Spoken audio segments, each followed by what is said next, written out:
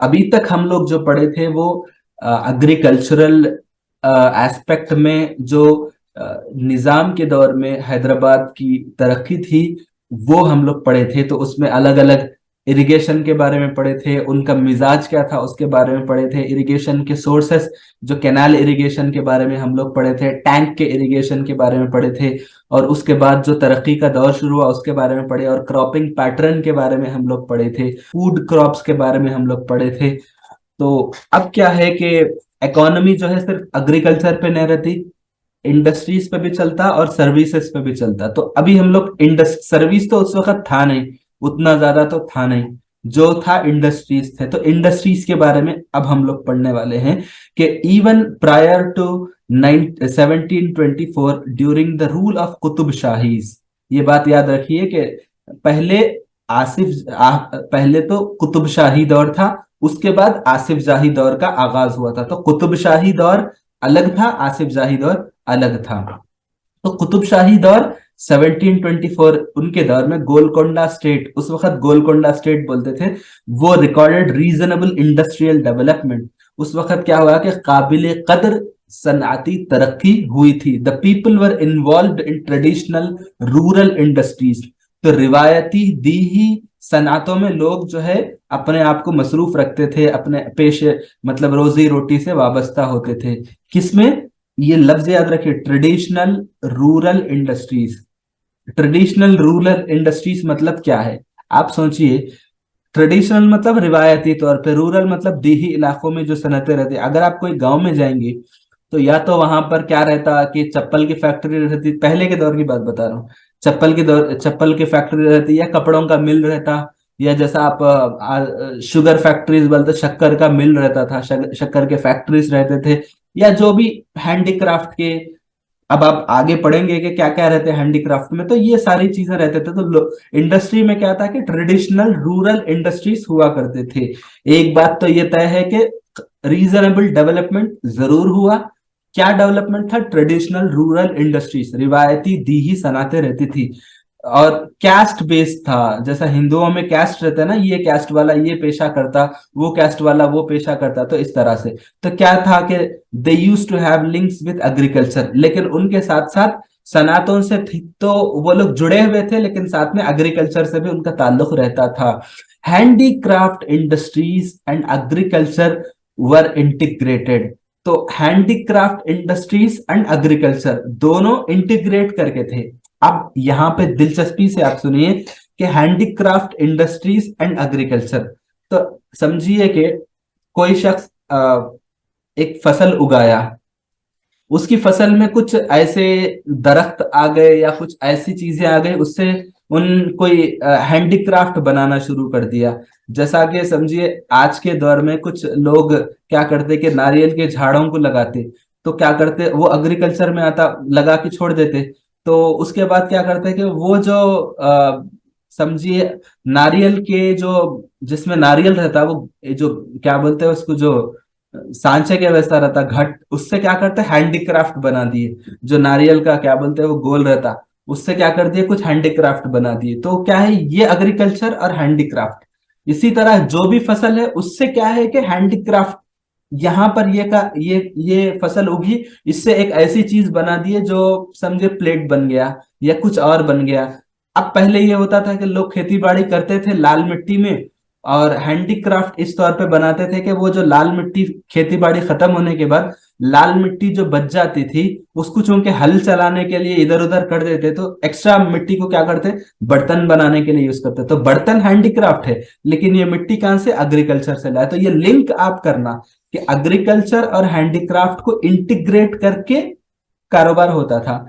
इस वक्त उस वक्त की बात है कि demand of 3 types of industrial products, 3 किस्म के सनाती प्रोडक्ट्स बहुत ज्यादा मशहूर थे। क्या थे? वार इक्विपमेंट, जंगी साजो सामान, एक्सपोर्ट ओरिएंटेड टेक्सटाइल्स, वो कपड़े जो बैरून मुमालिक एक्सपोर्ट करते थे। इसी तरह डायमंड्स एंड शिपिंग। डायमंड्स भी क्या करते थे? डायमंड्स, चूंकि हैदराबाद स्टेट मशहूर था अपने डायमंड्स की वजह से। मैं तो आप तारीख पढ़ेंगे तो कूहे नूर को कौन दिया था? मलिका बरतानिया को निजाम दिए थे। तो डायमंड बहुत अच्छी इंडस्ट्रीज थी।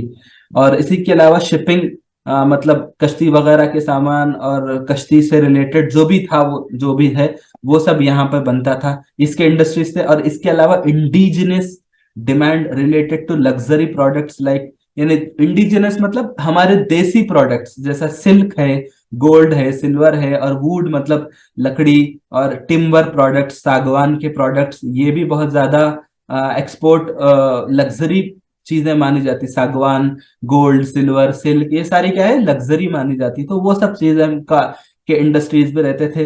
This third type of industrial goods were also exported to some extent, तो किसी कदर इन सामान को भी एक्सपोर्ट किया जाता था। ठीक है, अब क्या है आगे, इन द आसिफ जाही पीरियड, आसिफ जाही सल्तनत की बात है, यानी आसिफ जाही मतलब यही मीर उस्मान अली खान, मीर महबूब अली खान, सिकंदर, ये सारी चीजें। आफ्टर सालार जंग रिफॉर्म्स, सालार जंग के इस्लाहात के बाद, the industrial policy formulated could help the industrial development in Nizam state. तो सालार जंग के इस्लाह के दौरान ही एक खास बात यह है कि इंडस्ट्रियल पॉलिसी बनाई गई। पॉलिसी मतलब कि हमारे मुल्क में कैसे इंडस्ट्रीज रहना, मतलब जो हैदराबाद स्टेट है, पॉलिसीज मतलब पूरी एक जामे मंसूबा, कैसे सनाते कायम रहें, और किन को क्या फैसिलिटीज देना, किन को क्या मुराद बोलते, फैसिलिटीज को रियायतें, ऑफर, मुराद देना, लेबर को कुछ मिलता क्या, किस, और जो काम करने वाले हैं उनको मकान वगैरह की सहूलत देना या नहीं देना। इस तरह से पॉलिसी, एक जामे पॉलिसी कब बनाई गई, आफ्टर सालार जंग रिफॉर्म्स। तो it was rural subsistence economy. तो वो जो पॉलिसी थी वो क्या हुआ कि रूरल डेवलपमेंट, रूरल इकोनॉमी को आगे बढ़ाने में बहुत ज्यादा मदद किया था। इन कुतुब शाही रूल, मतलब आसिफ जाही बाद में आए, उससे पहले कौन थे, कुतुब शाही दौर था, वही 1700-1800 की बात है। 1700 उनके दौर में the production was so developed that it was also meant for exports. तो जितनी पैदावार होती थी वो इस लेवल की बनाते थे कि एक्सपोर्ट्स में बहुत ज्यादा मदद मिलती थी। तो जैसा मैं बताया, सेंसस डिपार्टमेंट कायम किया गया 1880 में, उसके एक साल के बाद सेंसस शुरू किया गया इस डिपार्टमेंट की तरफ से। तो सेंसस में सिर्फ मर्दमशुमारी नहीं होती, बल्कि कौन कितने लोग कौन सा काम करते हैं, क्या एग्रीकल्चर है, सारी चीजें आ जाती। तो in the Nizam rule, it in the rural sector, दीही सेक्टर में, the important caste involve in caste based production. आप हिंदुओं में कैस्ट रहते तो वो हर कैस्ट वाला एक एक प्रोडक्शन, एक एक सनात को पकड़ लिया था। अब क्या क्या सनातें थी, 5 कैस्ट इन क्लॉथ वीविंग, 5 कैस्ट ऐसे थे जो कपड़े के बुनने में काम करते थे। 3 इन फूड प्रोडक्शन, 3 जो है खाना, फूड प्रोडक्शन मतलब खाना पकवान नहीं, बल्कि ये मतलब वही है कि मतलब जो धान उगाना या ज्वार बाजरा ये सब उनका। 7 इन मेटल प्रोडक्शन, मेटल में क्या क्या आता है, gold, silver, iron, copper, copper मतलब तांबा, आयरन मतलब लोहा। 2 इन कारपेंट्री, ठीक है, 2 कारपेंट जो लकड़ी का काम करते। 2 इन पॉटरी, ठीक है, इसको चाकली भी बोलते, पॉटरी में जो रहते हैं ना उसको चाकली बोलते। मैं जानता हूँ, तेलुगु अखबार पढ़ता हूँ मैं अक्सर, तो चाकली बोलते। 2 इन क्वारिंग, क्वारिंग मतलब जो खोदने का जो काम रहता, जो पहाड़ों में से मादनियात को खोदने का काम करते थे। ये जितने कैस्ट रहते थे फूड प्रोडक्शन में, 5 रहते थे। 5 जो है कपड़ा बुनने में रहते थे, 7 मेटल प्रोडक्शन में रहते थे, 2 कारपेंटर और 2 पॉटरी में और 2 क्वारिंग में करते थे। All these caste together occupied the share of 10% in the total Nizam state population in 1881। ये जितने कैस्ट थे वो 10% रहते थे, यानी जो काम करते थे इनकी इनकी तादाद 10% थी। बाकी लोग क्या करते थे, एग्रीकल्चर वगैरह से वाबस्ता रहते थे। हाँ, पॉलिसी का डेफिनेशन अगर आप पूछेंगे तो सिर्फ पॉलिसी, अब देखिए मैं आपको बताता हूँ, अपने पास टाइम है इसलिए बता रहा हूँ।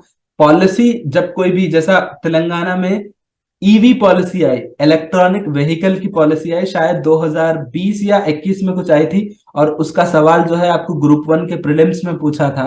इतना आसान सवाल सर था। 20 में आई थी। जी जी, 20 में 20 आई। में आई थी सर। जी जी, 20 में आई थी। तो इतना आसान सवाल पूछा था ग्रुप वन के प्रीलिम्स में।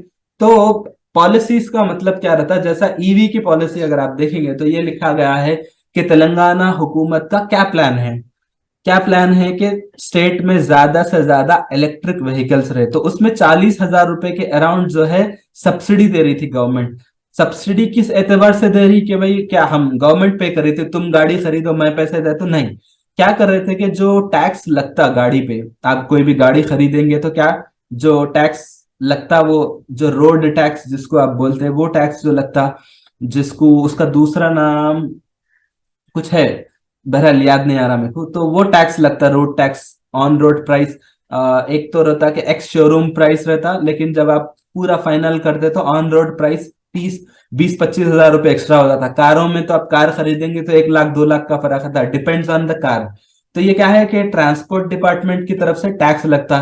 क्यों टैक्स लगता, क्योंकि टैक्स इसलिए लगाते कि जो रोड, अब आप गाड़ी चला रहे तो रोड गवर्नमेंट दे रही, तो गवर्नमेंट कहां से देंगी रोड, आपके टैक्स के पैसों से रोड बनाती। वो भी कितने साल, 10 साल 15 साल के लिए रहता कि 10 साल 15 साल जितनी भी आप गाड़ी चलाते हमारा रोड यूज करते तो आपको टैक्स देना पड़ता ताकि हम सड़क बना सके। तो एक मेजर शेयर रहता वो ट्रांसपोर्ट डिपार्टमेंट का जो लगता टैक्स, बहुत स्टेट की इकोनॉमी में बहुत अच्छी खासी रकम बनती वो। हर एक के पास माशाल्लाह से गाड़ियां हैं, तो आप सोचिए कि तेलंगाना में कम से कम एक अंदाजे पे 1 करोड़ के ऊपर गाड़ियां हैं, टू व्हीलर फोर व्हीलर मिला के। आप एक गाड़ी के पीछे समझिए 10 करोड़, 10 हजार 15 हजार रुपए लग रहा टैक्स, तो आप कितना कितनी आमदनी नहीं आ रही। तो फिर गवर्नमेंट क्या करे, रख ले रही क्या, नहीं, इससे रोड वगैरह बना रहे वो लोग। तो बताने का मकसद ये है कि ईवी जो इलेक्ट्रॉनिक व्हीकल्स की पॉलिसी थी, तो उस पॉलिसी में ये बताया गया कि हम चाह रहे हैं क्या, क्योंकि पेट्रोल की गाड़ी यूज कर रहे तो पोल्यूशन आ रहा। दूसरा प्रॉब्लम यह है कि हुकूमत को तो आमदनी आ रही, लेकिन साथ में क्या हो रहा कि पेट्रोल हम खरीद रहे दूसरे ममालिक से, वहां पर हमारा डॉलर पे करना पड़ रहा, तो हमारे फॉरेन रिजर्व को नुकसान पहुंच रहा। और इलेक्ट्रॉनिक व्हीकल्स से लोगों के पास पैसा बचता, वो पैसा लोग क्या करते, अब समझे पेट्रोल में 4,000 रुपए लग रहे हैं आपके, आप क्या करते, एक एस्पिरेंट होने के नाते सोचिए, गवर्नमेंट ऑफिसर होने के नाते आप सोचिए कि वो 2,000 उसके पेट्रोल पे बच रहे थे, उन 2,000 की क्या करता, एक कूलर खरीदता या कोई दूसरी चीज खरीदता, तो उससे क्या है ओवरऑल, उन चाहे किसी दुकान पे कोई चीज खरीदता तो उससे वहां पे तरक्की होती, वो तरक्की होती तो वो ने दुकान वाला टैक्स पे करता, तो इस तरह से गवर्नमेंट की ही तरक्की होती। समझा। तो गवर्नमेंट सोची कि भाई हम ईवी पॉलिसी लाएंगे, तो ईवी पॉलिसी में जो है क्या सहूलतें हम देंगे, कितनी सब्सिडी देंगे, और हमारा गोल क्या है 2025 तक हमारे इतने परसेंट पेट्रोल के गाड़ियों को ईवी इलेक्ट्रॉनिक व्हीकल से रिप्लेस करना है। तो पॉलिसी में क्या रहता कि उधर बनाने वाले जो इलेक्ट्रॉनिक कंपनीज है उनको हम लोग फ्री में जमीन देंगे, फ्री में बिजली देंगे, और कोई लेबर है तो उसको उसको भी जमीन देंगे हम लोग, इस तरह से। और जितने यूनिट्स बिक रहे हम उस पर कम से कम टैक्स लगाएंगे, जो लोग खरीद रहे उस पर हम लोग आरटीओ, जो रोड ट्रांसपोर्ट टैक्स जो लगता है वो हम कम कर देंगे। इस तरह से एक जामे पॉलिसी, इधर बनाने वाले को इधर खरीदने वाले को पॉलिसी बोलते हैं उसको, खाली एक तरफ की पॉलिसी नहीं रहती, तो वो इंडस्ट्रियल पॉलिसी थी। ठीक है, वो हमारे पास उसकी कॉपी नहीं है तो मैं नहीं बोल सकता कि वो पॉलिसी क्या थी। जी। तो along with cotton textile production, अब एक बहुत दिलचस्प बात यह है कि उस वक्त लोग क्या कपड़े यूज करते थे, कॉटन के कपड़े यूज करते थे। और कॉटन के जो मिल्स थे उस वक्त बहुत बड़ा रोजगार फराहम करते थे और लोगों के लिए बहुत फायदा होता था। 7 types of other textile products like silk, wool, दूसरे जो कपड़ों के अलग कपड़े, जो पारचा जात के जो अलग प्रोडक्ट्स रहते थे, जैसा कि कॉटन के अलावा लोग सिल्क और वूल, और ये क्या लिखा है ना, डाइंग लिखा है। डाइंग मतलब तेलुगु एकेडमी की किताब है, डाइंग का मतलब मरने को बोलते हैं, लेकिन ये DYEING है। ये रंगना बोलते हैं ना, कपड़ों को रंगने का जो इंडस्ट्री रहती, ये है। इन क्या लिखा है, स्पेलिंग मिस्टेक, डाइंग लिखा, मरने की सनअत बोल के। तो ये DYEING है, DYIE छोड़ दिया है, तो इसका मतलब ही बदल गया। तो खैर हमारा मुद्दा वो नहीं। तो डाइंग इंडस्ट्री तो ये रंगने की सनत है, स्पेलिंग तो वही है, प्रोनाउंसिएशन तो वही है, तो ऑक्यूपेशंस वर आल्सो देयर, इस तरह के दूसरे पेशे भी मौजूद थे। Some important mining industries were also there, कुछ इंपॉर्टेंट माइनिंग इंडस्ट्रीज है, माइनिंग मतलब पहाड़ को या फिर जमीन को खोद के उसके अंदर से मादनियात को निकालने का जो की इंडस्ट्री थी वो भी थे। और iron ore mining and steel production were also there. Iron ore मतलब जो लोहे की जो धात रहती, कच्चा लोहा जो रहता, उसकी खुदाई का भी की सनत रहती थी। और इसके अलावा स्टील प्रोडक्शन भी वहां पर मौजूद होता था। इसके अलावा स्वर्ड्स, तलवार, ब्लेड और gun were also produced to meet the requirements of Nizams military and private armies of jagirdar. तो निजाम की मिलिट्री के लिए जो गन की जरूरत पड़ती, ब्लेड की जरूरत पड़ती और खंजरों की जरूरत पड़ती, उसकी भी सनातें मौजूद थी। वो कौन यूज करते थे? एक तो निजाम के मिलिट्री भी यूज करती थी, और साथ में जागीरदार जो लोगों पे बहुत ज्यादा जुल्म करते थे, और जागीरदारों को भी डर रहता था अगर मैं बाहर अकेला निकला और बगैर अपने गार्ड के निकला तो मेरी खैरियत नहीं है। तो क्या करते थे, उनकी आर्मी भी, उनकी छोटी मोटी फौज, गार्ड जो भी रहते थे, वो लोग वहां पर रहते थे। जैसे आज के दौर में कोई मशहूर लोग बाउंसर्स रखते, बाउंसर समझते ना, बाउंसर्स मोटे तगड़े हट्टे कट्टे रहते, वो लोग प्राइवेट गार्ड्स रहते। तो ये जागीरदार भी अपने लेवल पे कुछ गार्ड्स रखते थे, तो उनके खंजर, तलवार और ब्लेड और गन के इस्तेमाल के लिए सनातें भी वहां पर उस दौर में मौजूद हुआ करती थी। जी, पॉलिसी और स्कीम में फर्क क्या है? तो पॉलिसी बड़ी रहती, स्कीम छोटी रहती। ठीक है, पॉलिसी क्या है, एक बहुत बड़ा रहता। जैसा मिसाल के तौर पे समझिए कि पॉलिसी का मतलब गवर्नमेंट की एक पॉलिसी रहती कि हम खवातीन को बाइख्तियार बनाएंगे। एक पॉलिसी बनाई, समझे, एक मिसाल के तौर पे। तो उस पॉलिसी के अंडर, जैसा एक स्कीम है, एक मिसाल के तौर पे एक पॉलिसी बना के हम खवातीन को बाइख्तियार बनाएंगे। उसके तहत क्या किया कि शी टीम्स बनाए, वो एक स्कीम है एक तरह से। इसी तरह अम्मा, आप आंगनवाड़ी अगर आप जाएंगे तो आंगनवाड़ी पे एक एक हामिला औरत को, और हमल के बाद, वजह हमल के बाद जो बच्चा 6-7 महीने 8 महीने तक, यहाँ तक कि 4-5 साल तक हुए तक उसको अंडे देते, तो ये स्कीम है। उसको दूध देते, स्कीम है। ठीक है, गवर्नमेंट की पॉलिसी क्या है?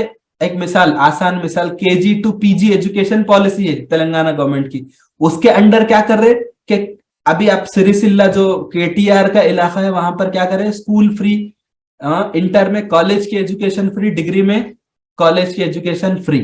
तो ये क्या है, स्कीम है। इसी तरह एक पॉलिसी थी, वही KG to PG free education, उसके अंडर में माइनॉरिटीज को रेसिडेंशियल स्कूल बनाए, तो उसी पॉलिसीज की एक स्कीम है। तो पॉलिसी बड़ी रहती, स्कीम छोटी रहती। ठीक है, further among the wood products, लकड़ी और चकले के प्रोडक्ट्स में क्या था? टेक वुड था। टेक का मतलब सागवान। इसको यूज करते थे, इसको कहां से लाते थे? टेक वुड जो गोदावरी वादी है, दरियाए गोदावरी की जो वादी है, वहां से जो टेक के जो दरख्त रहते थे उसको काट के टेक के प्रोडक्ट्स बनाते थे। पेपर प्रोडक्शन भी होता था, और शू मैन्युफैक्चरर्स, शू मतलब जूते भी बनाने का कारोबार उस वक्त होता था। इसी तरह फिलिग्री प्रोडक्ट्स, जरदोजी बोलते जिसको उर्दू में, वो भी होता था, ये फेमस थे। इसी तरह व्हेन द सरकार डिस्ट्रिक्ट्स, सरकार डिस्ट्रिक्ट्स का मतलब शुमाली अजला। ठीक है, सरकार डिस्ट्रिक्ट का मतलब जो हैदराबाद स्टेट में जो शुमाली हिस्से में जो अजला मौजूद रहते, और हैदराबाद स्टेट में और आंध्रा में जो शुमाली अजला है, और उड़ीसा में जो शुमाली अजला है, उस दौर में निजाम, ब्रिटिश गवर्नमेंट वाले बोलते सरकार डिस्ट्रिक्ट्स, जो शुमाली इलाके में मौजूद रहते, जहां पर ब्रिटिश की हुकूमत रहती थी शुमाली इलाकों में। तो शुमाली अजला के जो इलाके रहते उसको सरकार डिस्ट्रिक्ट्स बोलते। वो क्या है, वो जो निजाम के रूल में थे थोड़े दिन के लिए, जैसा कि प्रकाशम डिस्ट्रिक्ट बताया जाता, आंध्रा का प्रकाशम डिस्ट्रिक्ट जो शुमाली इलाके में है, वो कुछ अरसे के लिए निजाम के रूल में था। तो वहां पर shipping manufacture also flourished in Circars. तो शुमाली अजला में क्या था कि शिपिंग, जो कश्ती बनाने वगैरह का जो सनातें थी वो भी मौजूद थी। In the Nizam state including Circars, मतलब जो निजाम स्टेट में जो मुख्तसर अरसे के लिए जो शुमाली अजला थे, उनको मिलाने के बाद there were 20 famous industries located in various places of the three regions of old Nizam states. तो पुराने निजाम के स्टेट में 3 मारूफ इंडस्ट्रीज रहा करते थे, 20 फेमस इंडस्ट्रीज रहते थे, ठीक है। 20 फेमस इंडस्ट्रीज क्या क्या है वो मैं अभी आपको बताने वाला हूं, कि जैसा कि सरकार एरिया जो थोड़े अरसे के लिए निजाम के इलाके में था, जिसको कोल्लूरू बोलते, और देर वर डायमंड माइंस इन नरसरावपेट जो अभी आंध्रा में मौजूद है, वो भी जो है थोड़े अरसे के लिए निजाम के इलाके में मौजूद था। तो वहां पर जो डायमंड मतलब क्या बोलते हैं उसको, डायमंड्स के जो माइंस रहते थे वो भी वो इंडस्ट्रीज भी उस वक्त मौजूद थे। There was ship building industry, कश्ती बनाने की भी इंडस्ट्री थी। बट द अदर 18 इंडस्ट्रीज, दो तो एक डायमंड था और दूसरा शिप बिल्डिंग का था, जहां पर जो मतलब आप बोल सकते हैं नरसरावपेट अभी गुंटूर के पास आता है, वहां पर समंदर है, तो समंदर है तो जाहिर सी बात है कश्ती बनाते, और डायमंड्स को जो है एक्सपोर्ट करने के लिए समंदर एक बेहतरीन रास्ता था, क्योंकि उस वक्त हवाई जहाज से एक्सपोर्ट नहीं कर सकते थे। तो नॉर्थर्न इलाके में क्या है, समंदर करीब था, और थोड़े अरसे के लिए वो निजाम के एरिया में था। ये दो, एक डायमंड एक शिप बनाने का, वो क्या था, निजाम के सरकार डिस्ट्रिक्ट्स में था। बाकी जो 18 थे 20 में से, वो क्या थे, निजाम के स्टेट में थे। निजाम के स्टेट के 3 बड़े इलाके, तेलंगाना, महाराष्ट्र और कर्नाटक। तेलंगाना, महाराष्ट्र और कर्नाटक में 18 इंडस्ट्रीज बहुत ज्यादा मशहूर थे। के लास्ट पॉइंट है तो थोड़ी सी दिलचस्पी से सुना कि जो निजाम के इलाके के जो 3 मेजर इलाके थे, तेलंगाना, महाराष्ट्र और कर्नाटक, तो वहां पर 18 सनतें बहुत मशहूर थी। आयरन ओर माइनिंग, ओर मतलब कच्चा जो रहता, जो अब आयरन तो डायरेक्ट नहीं निकलता, तो कच्चा जो आयरन रहता उसको निकालते। और आयरन और स्मेल्टिंग, स्मेल्टिंग का मतलब पिघलाने का, जो कच्चा आयरन निकालते फिर उसके बाद उसको पिघलाते, पिघला की जो भी प्रोसेस रहता है आयरन बनाने का वो। इसके अलावा स्टील, ऑर्नामेंट्स, ऑर्नामेंट्स मतलब जेवरात वगैरह, गोल्ड माइंस, सोने की कानखनी, कॉपर माइंस, तांबे के, लाइमस्टोन, लाइमस्टोन का मतलब जो चूना, अपने पास चूना वगैरह के लिए जो व्हाइट पत्थर रहता है उसको बोलते हैं। Brass and copperware. अब बिदर बिदर बिदर को अगर कोई गए तो बिदरी क्राफ्ट्स रहते, जैसा कि बिदर के हैंडीक्राफ्ट्स रहते, तो बिदरी सामान जो बनाते। पीतल सर, पीतल। हाँ जी। तो कॉपरवेयर का हमारे पास ब्रेस का मतलब क्या बोल रहे हैं लोग, मेटल है, वो भी एक किस्म का मेटल है, ठीक है। बिदरी वेयर मतलब जो बिदर के हैंडीक्राफ्ट वगैरह बनाते, चूंकि उस वक्त जो हैदराबाद स्टेट में था वो उसके सामान, वो भी एक बिदरी आर्ट बहुत मशहूर है। हैदराबाद के एबिट्स में वो बिदरी आर्ट का एक दुकान मौजूद है। अगर आप के घर में कोई खूबसूरत चीजें लगाना है तो बिदरी आर्ट्स ले सकते, बहुत मशहूर है वो। अगर आप बिदर जाएंगे तो आपको बहुत सारी दुकानें मिलते। तो इसी तरह सिल्वर वेयर, सिल्वर के सामान, फिलिग्री मतलब जरदोजी और वायर वर्क, और शात्रास का मतलब मैं कोशिश किया, क्या है नहीं मालूम। वुडन आर्टिकल्स एंड टिम्बर, लकड़ी के सामान और सागवान, पेपर, बिल्डिंग स्टोन्स, ठीक है। और बिल्डिंग स्टोन तो आप समझते, जो आप उस दौर में जो बिल्डिंग बनाने के बड़े बड़े पत्थर रहते हैं ना, जो जो बोलते हैं ना ग्रेनाइट के टाइप में, वो उसके कारोबार।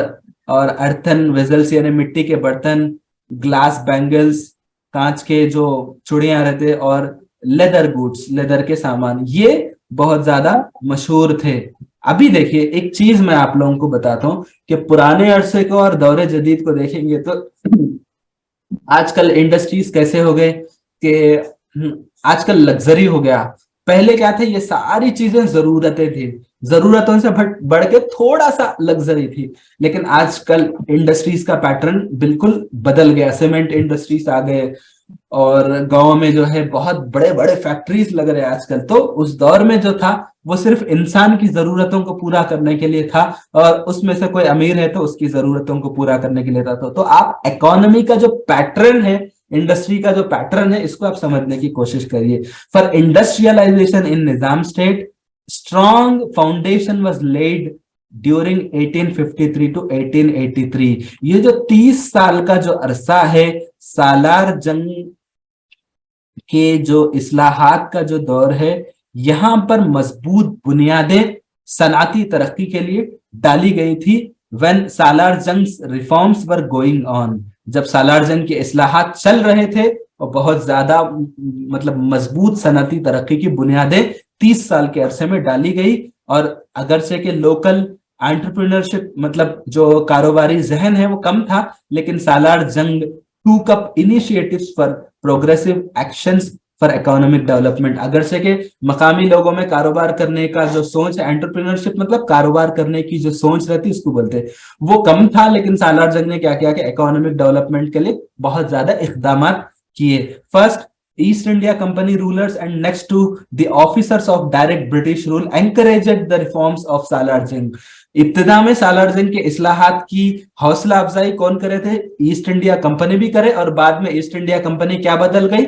ब्रिटिश की हुकूमत में बदल गई। तो ईस्ट इंडिया कंपनी ने भी सालार जंग के इस्लाहात की तारीफ की, और ब्रिटिश रूलर्स ने भी जो है कहा कि जबरदस्त काम कर रहे, अच्छा कर रहे, और अच्छा करो और अच्छा करो बोल के हौसला अफजाई करे। लेकिन क्या हुआ कि but Britishers also opposed the reforms of Salar Jung whenever they were coming in the way of colonial rule. जब कभी भी कॉलोनियल रूल यानी ब्रिटिश की हुकूमत के बीच में उनके मफादात के खिलाफ कोई काम आ गया, तो वो लोग क्या करेंगे? नहीं नहीं भाई, आप अच्छा करें कब तक? जब तक दूसरों के इलाकों में अच्छा करें। हमारे इलाके में आए तो नहीं, गलत, इधर से चले जाओ वापस, इस तरह से।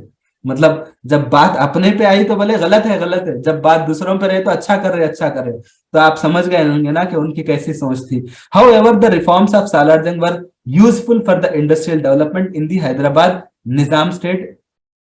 लेकिन सालार जंग के रिफॉर्म्स क्या थे कि बहुत ज्यादा फायदेमंद थे हैदराबाद के निजाम स्टेट में इंडस्ट्रियल डेवलपमेंट के लिए।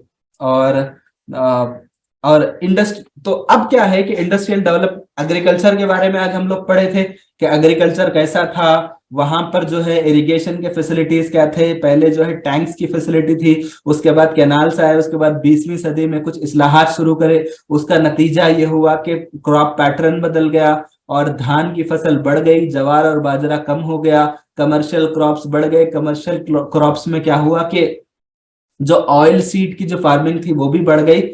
फिर उसके बाद इंडस्ट्रीज की बात आई तो ये 18 इंडस्ट्रीज ज्यादा होते थे हैदराबाद, कर्नाटक और महाराष्ट्र में। और बाकी जो सरकार डिस्ट्रिक्ट है जो थोड़े अरसे के लिए निजाम के अंडर थे, उसमें जो है डायमंड और शिपिंग जो कश्ती बनाने का कारोबार है वो चलता था।